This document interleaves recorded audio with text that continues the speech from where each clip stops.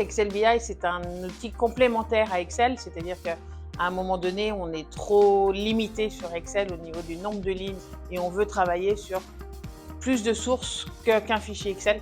Donc on passe à Excel BI, qui est juste l'utilisation de compléments sur Excel, en aucun cas un coût supplémentaire, mais pour pouvoir multiplier les données et travailler sur une multitude d'ensembles de données. Par exemple, c'est un tableau de bord de vente avec l'historique de plusieurs années. L'Excel BI vous permet en une seule formule de faire des écarts, de comparer les années précédentes, éventuellement de focaliser sur un mois en particulier. Tout va être interactif. Donc ici, en fait, mes fichiers Excel ne sont pas sur Excel. Je vais chercher des connexions afin d'avoir beaucoup plus. J'ai des milliards de lignes de traités derrière, tout ce que traditionnellement vous ne pouvez pas faire sur Excel.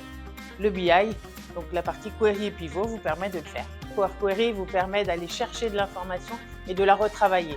C'est ce qu'on appelle un ETL, Extract, Transform, Load, afin d'aller chercher des fichiers, non pas que sur Excel d'ailleurs, et de pouvoir utiliser beaucoup plus de lignes qu'1 million de lignes par défaut sur Excel. Power Pivot, c'est le pivot ou pivot tableau croisé dynamique, vous permet de faire des tableaux croisés de plusieurs sources et d'utiliser ce qu'on appelle des mesures en DAX pour avoir des calculs beaucoup plus avancés que sur un Excel traditionnel.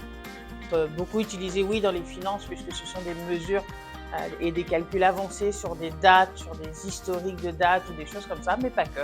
Il y a énormément de possibilités que je vous incite à venir découvrir en formation.